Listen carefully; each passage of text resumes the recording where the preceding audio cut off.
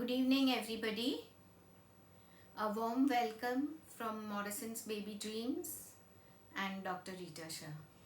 Morrison Baby Dreams, as you all are aware, is a company that has done wonders for the new mothers as well as for these babies. And of course, they have taken into their lead to bring about various products to bring comfort to the new mother and make sure that the babies also enjoy the benefits of the new technology that is being introduced in the baby market. I am Dr. Rita Shah and I am a childbirth educator. I have been conducting childbirth classes called 9 months for more than 3 decades, and it is my goal in life to make sure that everyone who is giving birth to the baby enjoys her pregnancy as well as birthing her baby. Lots of myths associated with childbirth, that it is a very painful process and people really try to shirk away from it. So we try to get rid of these fears by giving them the right kind of information. It has been my proud privilege to be associated with Morrison Baby Dreams because they are very enterprising, and I like people who want to introduce newer things, making lives easier and more enjoyable, especially for the mother as well as for the baby. Now, today's topic is nutrition. As many of you may not be aware, but this is the World Nutrition Week, where everyone is paying a little bit of extra attention to the nutrition of the entire communities all over the world. Then the most needed group of people of a very perfect nutrition is obviously the pregnant women. We cannot deny that fact. They really have to be very, very judicious in what they are eating and absolutely very careful in avoiding certain foods and adding lots of foods, because it is important for a pregnant woman to be very, very responsible of what she is eating, because she is the sole nourisher to her baby. Even though the rest of the family say her husband is eating very healthy, is it going to help in making the baby healthy?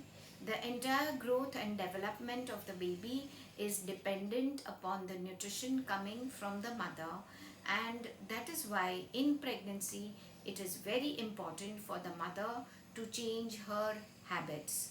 More or less, today's girls are very much aware about the healthy foods, but at the same time, they are a little bit negligent towards eating these healthy foods all the time, especially during the entire span of the pregnancy.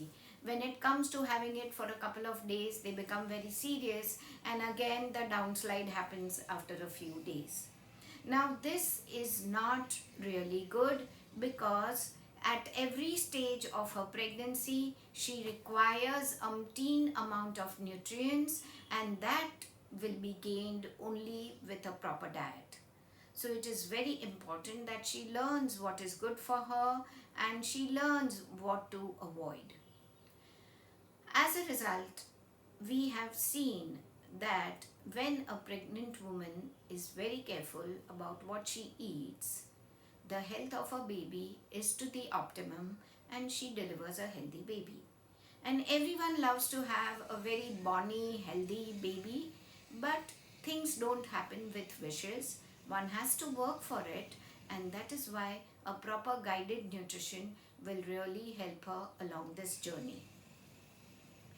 Also, her diet, if we talk about Indian women at large, most of our communities have a good, well balanced diet. Like Gujaratis are eating a balanced thali, Maharashtrians have a good balanced meal, Punjabis have a good balanced diet. But it is now what has happened, as the youngsters have got used to eating different cuisines offered from all over the world, and I am not against these different cuisines because they are also quite healthy. The only thing is they pick and choose what their taste buds like, and most of the time the result is that they try and avoid the nutritious healthy foods, and they'll end up eating something that is not very healthy. So it is very important that she understands this, and she keeps the goal of having a healthy baby in her mind, and that will help her to correct her food habits. For her sake, she may not want to change. She may not want to change for the family's sake, but for the baby's sake, she will learn to introduce so many foods that she has never wanted to eat earlier, and to get away from foods which she craved for all the time. Now, talking like this, mothers, you should not feel that pregnancy is a punishment and you have to eat like this only and you have to not eat certain foods. No, you enjoy everything. There is no harm. It is not a punishment to you at all. In fact, I keep on telling that why is it that the pregnant woman only should bear the brunt? She should enjoy life, she should enjoy everything, but you should make sure that whatever meal you are having, at least it is a substantial meal. You add little bit of salad, you have a soup to go along with something tasty that you like, then it is perfectly fine. You can still enjoy having your pizzas and ice creams and chocolates. There is nothing wrong about it as long as you know where to draw a line. Now, basically, so what are the good nutrients that would really help a pregnant woman to make herself healthy and also make sure that the baby is growing healthy? By and large, her meals should be rich in fiber, proteins, calcium, iron, and vitamins. These are the 5 group of nutrients that should be added to her meals, or by and large through the day, from morning till evening, she should be able to supplement these nutrients to a large extent in her diet. As a result of which, at every stage of her pregnancy, the growth of the baby is well maintained. As you all are aware that in the first trimester, that is the first 12 weeks, most of the mothers are having trouble in getting their pregnancy stabilized. They are throwing up to quite an extent, they are losing out nutrients, and they almost lose weight also during this time. As a result of which, the second trimester, which begins after the 12 weeks, it is very, very important that now she pays attention to everything that she has lost from her body. And most of the time we have seen that when the mother does not really care in her first pregnancy, somehow or the other, the baby will drain out all the nutrients from her body for its growth and development, making her very, very deficient. And when the mother is deficient, the end result is that after the birth of the baby, she will have no strength left to take care of the baby. Taking care of a newborn baby, a mother really has to be strong. She has to be up and about at odd hours, even in the middle of the night, maybe several times in the night. So if her body is not healthy, if she has not really gained enough nutrients during the time of pregnancy, she's not created that bank balance, then obviously she's not going to be able to cope up with the demands of the new motherhood. She will be totally dependent on other people taking care of the baby, and we know the consequences. It is imperative that the mother keeps the baby with her as much as is possible, but how can she do that if she does not have the strength at all? So keeping all these things in mind, it is very important that the mother eats healthy. You can eat all the tasty, delicious food, but make sure you have to be a little more creative. You have to have a little more interest in what food is being prepared. Are you getting enough nourishment from what you are eating at that particular time? Be it a breakfast time, be it lunch, or be it dinner. It is imperative that you are very vigilant or you can quickly fix up something to make sure. If the diet is lacking in proteins, you can add some quinoa to your salad, and that's how. It's as simple as that, to add proteins. So this is not very difficult if you try and be a little more innovative, and that way you can eat delicious food, and you can yet have no deficiencies created in your body. There could be an argument at the other end that, our doctors are giving us lots of multivitamins, and we are taking iron supplements, and we are taking calcium supplements. Then why do we really need to bother about the food? Whatever we need, we will get it from the supplements. Mind you, girls, the supplements are not real food. Our bodies are designed to derive maximum nourishment from the foods that we eat. The supplements are just being given as a second way of making sure that some amount of nutrients are getting into your system. We have no clue as to what will happen with these nutrients coming from the supplements, how much the body is going to retain, how much the body is going to discard. We have no idea whatsoever. But as far as food is concerned, the intake of nutrients from these foods by the body is optimum, and that is why food becomes the top priority as far as nourishing you as well as the baby is concerned. Now, people generally think that in pregnancy one has to eat for two people because she has a baby growing within herself. So it is very, very important that she eats now for two people. This is not true. In fact, a lot of research has gone into this, and they have found out that a pregnant woman requires only 300 extra calories per day to make sure that her baby grows healthy and she also gets enough nourishment. So it is so simple to add 300 calories to your diet, girls. It's not difficult at all. You open up a packet of chips, there 200 calories you've already put in. You have probably an ice cream, more than 100 calories that was required has already been taken care of.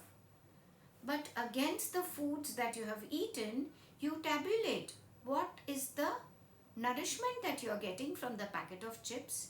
Except for high salt, absolutely zero for everything else that we talked about. There is no fiber in the chips, there is no calcium, there is no iron, there is no protein, there is no vitamins. Same thing in the ice cream. Nobody wants to make ice cream from the milk in the house. By and large, people generally get ready-made ice creams, and you feel very happy that it's a dairy product. So I am being taken care of as far as calcium needs are required for the day. Let me tell you, mothers, the outside ice cream is not really made from the milk that we know of, which is going to be healthy for us. I'm not against you eating outside ice cream, but don't make it a substitute that, okay, today I am going to eat 2 scoops of ice cream and I'm going to skip my milk because all the calcium needed will come through the ice cream. So that is why you have to select your calories very, very judiciously. You have to make sure that the 300 calories that you are adding to your diet gives you maximum nutrients of the 300. So here you have to be very sensible and you have to select your foods. If you select your foods wisely, you can eat lots of foods that are low in calories but high in nutrition. And what are these foods? Generally, all the beans, all the legumes, all the pulses, all the fruits, vegetables. These are not really very high in calories, but they give you a good amount of nutrition. So the 300 calories that you're going to add to your body should benefit you and not just add empty calories. We even go to say that a mother who's carrying twins should not have more than 500 calories. For twin baby, she does not require 300 plus 300, 600 extra calories. She requires 500 calories. But for a twin pregnancy, the mother has to be even more careful than a single baby because her body has to now provide nourishment to these two babies as well as to her own body to give her enough nourishment to take care of two babies post birth. Hence, it gets very important that you start eating healthy. Also, you would want to know that what is the right weight one should gain in pregnancy, right? By and large, that is a question that bothers everyone because you don't want to be overweight also. So, by and large, we say that if you are an averagely built person, then gaining about 9 to 12 kilos of weight in the entire pregnancy is good enough. But in case if you're very obese, in case if you're already overweight before you got pregnant, the body tries to help you by making you gain lesser weight. I have had mothers who've gained just about 5 kilos in the entire pregnancy and have had very healthy babies. At the other end, if you are very skinny, then the body makes you gain more than 12 kilos. Like you can gain up to 15-16 kilos because this is the time when your body starts getting healthier so that you have more strength later on after the birth of the baby. So there is a wide spectrum of the weight gain, but for an averagely built person, 9 to 12 kilos should be ideal weight. You should not gain more than this because for every pound that you need to lose after the birth of the baby, you will have to burn out 3,500 calories. That means for 1 kilo, you have to burn around 8,000 to 8,500 calories. Mothers, where is the time to burn out so much calories? So eat well so that you do not go overboard with the weight gain in your pregnancy and you will be able to come back to your original weight much faster.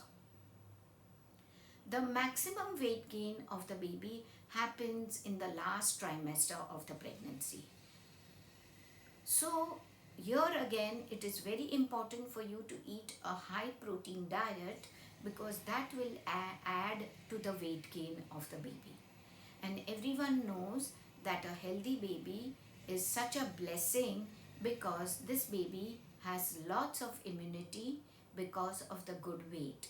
A low birth weight baby is likely to fall sick very easily and it is very difficult to look after a small infant who becomes sick every now and then.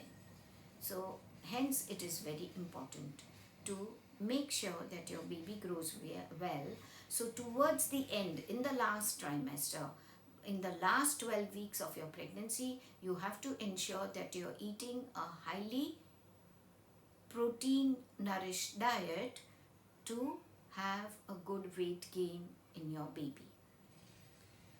Now, by and large, we have seen that there are lots of myths associated in pregnancy as far as foods are concerned. Most of the people will say you have to avoid dates, prunes because these are heaty foods. You cannot even have figs because they will not allow the pregnancy to carry on. You can have mishaps. All the mishaps that occur are in the first 12 weeks of your pregnancy, which is the first 12 weeks, which is the first trimester.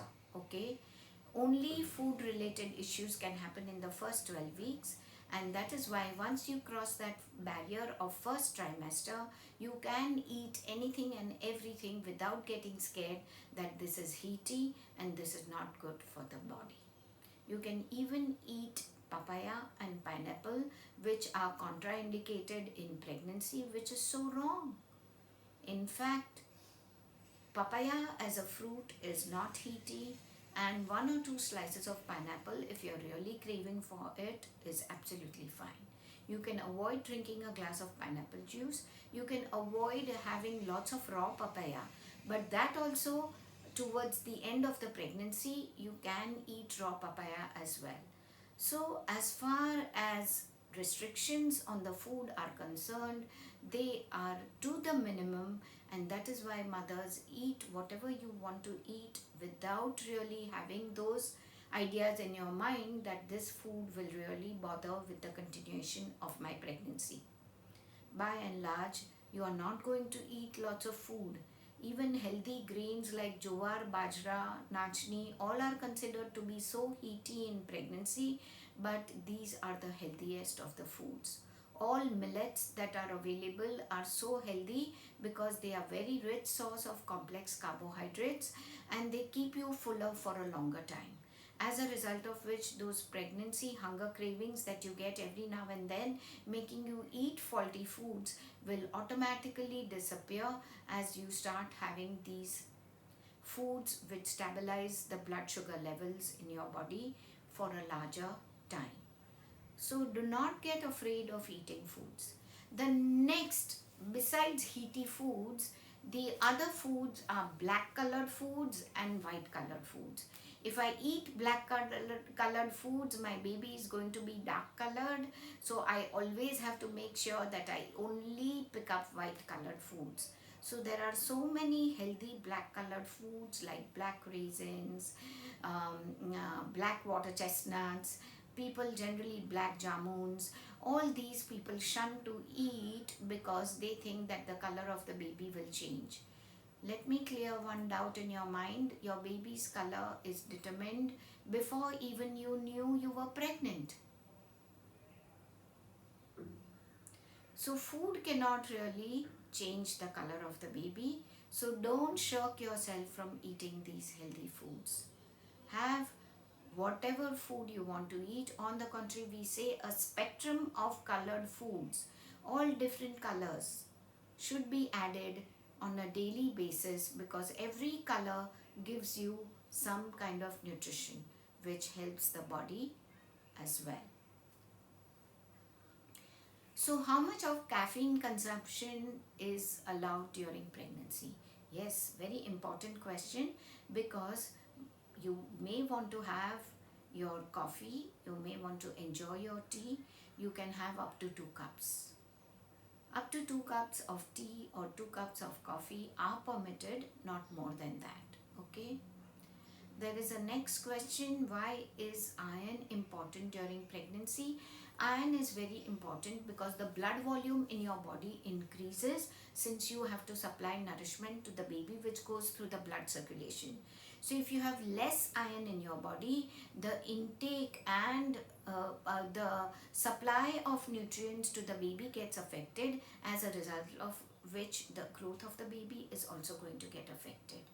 So iron is very much required for the growth of the baby as well as for this nutrition exchange which takes place. And that is why you have to take good iron containing foods besides the iron supplements that the doctor gives you. And I know sometimes it is very difficult to bear the iron capsules and one has to go through trial and error as to which iron medication finally works on you. And you have to bear in mind that iron levels will drop as your pregnancy progresses. So right till the end of your pregnancy, you have to be very careful about what iron containing foods you're going to consume. And the soft dry fruits are the biggest providers of iron besides the greens that we eat. There's a question whether I can have seafood like crabs or prawns. Yes, occasionally you can have, making sure that they are well cooked, they are sourced from a good source, so there is no mercury content in them, and then you can definitely have them, but make sure they are cooked healthily and not like deep fried or with lots of oil. What food should be consumed for nutrition if a pregnant woman is infected with COVID-19? Very nice question. See, it is very important. We have seen that most of the infections can be avoided if your immune system is strong enough. And this rule is applicable even to COVID-19. Mothers who are eating healthy, we have seen have lesser chances of developing these infections.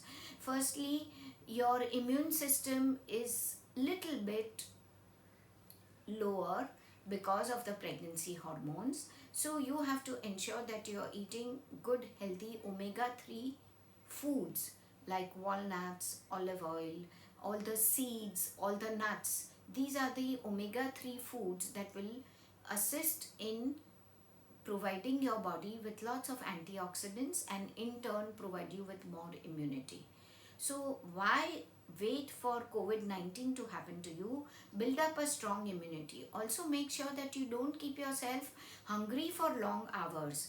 A hungry gut is very, very vulnerable to developing all kinds of infections. And that is why every 1.5 hours you need to eat something, be it a small quantity, be it a fruit, be it some dry fruits, be it just a corn bale or anything, something small. But it is important that you don't keep large gaps of time interval between the two foods that you're going to have, be it breakfast, be it lunch. Between breakfast and lunch, generally you are having a gap of 4 or 5 hours. Now every 1.5 hours you're going to munch on something. What if iron supplement doesn't suit you, like constipation? Then you have to add fiber to your diet, but you have to take iron supplements, otherwise iron levels will fall drastically and the doctor may then have to give you iron by IVs or iron injection, which is even worse. So you have to ensure that you get rid of your constipation by adding lots of fibrous foods to your diet. What to eat and drink if you suffer from morning sickness? If you suffer from morning sickness, best is to keep something by the side of the bed so you don't wake up in the morning and get upright before you have put something in your system. Also keep on eating every 1.5 to 2 hours, as a result of which the acids don't keep on coming up and they get neutralized, that the food that you consume. And the morning sickness generally settles down after the 12 weeks. So we hope that you get better and better. Otherwise, recently I had a girl who had joined the classes from Norway. She was living in Oslo and she would throw up 50 times in a day. She was almost kept in the hospital with IV fluids on for major part of her pregnancy. So we don't want this to happen, and that is why continue adding foods and liquids to your body so that even what you are throwing out gets balanced out. What non-veg food? Red meat should be avoided to a very great extent in pregnancy. You can have some chicken, you can have some fish, but try and avoid red meat as much as possible. Also, people generally think that whether I can consume coconut water or not have coconut water. In many communities, they believe towards the end of the pregnancy you must not have coconut water because that will make the baby's head mushy. It is nothing like that. If your body tolerates and if you want to have coconut water, then you can have it till the last day of your pregnancy. Do food allergies change in pregnancy? Yes, food allergies can change. If you are not allergic to certain foods, all of a sudden you realize that you cannot tolerate them in your pregnancy. Certain foods which you were never able to eat, now you can start having in pregnancy. Because of the great hormonal imbalance, this can happen. So again, you be a little vigilant, and whatever doesn't suit you, then you can avoid that. There's a wide spectrum of foods that we have in our diet which provides us with calcium. So if one does not suit you, you can always take resort of the other foods. We are not really very obstinate about mothers having dairy products. If you're off dairy, then obviously you have to ensure that you're eating other calcium containing foods which will make sure that you are not lacking in calcium. Calcium is passed on into the baby not only during pregnancy but even after the birth of the baby through your milk. So a mother is given calcium supplements post delivery which you need to take, mothers, and you also have to ensure eating a good calcium rich diet. all throughout the pregnancy and post delivery as well. Our Indian foods, the spices, the condiments, the grains, the millets, the rice and the black rice and the red rice, they all provide with such good nourishment that we really don't have to look out of our own pantry. We get enough nutrition from our foods, and if you eat a well balanced diet, keeping this in mind, you can probably not go off nourishment and become deficient. After delivery, I'm suffering from piles. Please help what to do. Piles usually develop in pregnancy if you have not done your Kegel exercises, if you have not eaten fibrous foods. Now that you are suffering from piles and you've already delivered your baby, you obviously need to take assistance from your doctor. She can give you some compresses, she can give you some ointments to apply over the piles, and make sure that even now you are not constipated, so that the piles will start healing if you are eating more fibrous foods and you don't have hard stools. So probably I think I have talked. There is a question about the fruits which I would like to probably throw some light on it before I end today's talk. And generally, I mentioned earlier also that people think papaya and pineapple are two fruits that a pregnant woman should completely avoid. I don't think so. The enzymes in the papaya fruit, they get totally converted and they don't harm the pregnancy at all. Same goes with pineapple. A few chunks of pineapple is not going to harm the pregnancy. Rest of the fruits by and large are all accepted during pregnancy, so you don't have to worry about what fruits. I would strongly recommend a banana to be consumed on a daily basis, because a banana contains everything that she requires, plus it helps in the absorption of calcium from the foods that she consumes, because banana is very rich in potassium as well as magnesium. So girls, the best take home message from today's talk is to make sure that you are eating healthy and making your baby also healthy. The baby's health totally depends upon what the mother is eating. If you want a healthy baby, the mother has to eat healthy, and it is important that you stick to this healthy diet not only during pregnancy but post delivery also. That way you will have no problems at all of producing adequate amounts of milk for the baby. You will be able to sustain all the initial hassles that come to the new mother because of the strength that you're gaining with eating good foods. So I wish you all the best, and the questions are still cropping up. Should I go ahead and answer them? What will be the reason for the slow growth of the baby though mother eats a healthy diet? This happens very, very rarely, and that is sometimes because the blood flow to the baby is not well maintained, and this is something that your doctor will have to look into it. But as far as I am concerned, from a childbirth educator's viewpoint, I would suggest that you lie down on your left side as much as is possible, because when the mother is on her left, most of the nourishment going to the baby is totally unhampered. When you lie on your back, when you lie on the right side, some of the blood vessels carry oxygen and nutrients to the baby. They get a little bit compressed with your abdominal organs. So the more you are on your left, the better the supply of nutrients to the baby.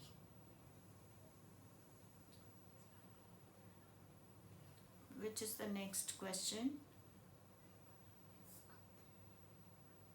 I don't see any other questions. Do we have any, girls? If you have, I'm very happy to answer. Are artificial sweeteners okay during pregnancy? Absolutely a no-no. Absolutely a no-no. These artificial sweeteners may only make things more messier, especially with pregnancy. So if at all one develops a sweet tooth, you can add probably our regular sugar. Jaggery is the best option. It is very rich in iron as well. Somebody asked me a question as to what are the iron containing foods. I would say jaggery is very, very good. Organic jaggery, if you eat, it has good amounts of iron. So you can add jaggery to anything and everything. You can even add to your tea and coffee, and avoid the white sugar as much as possible.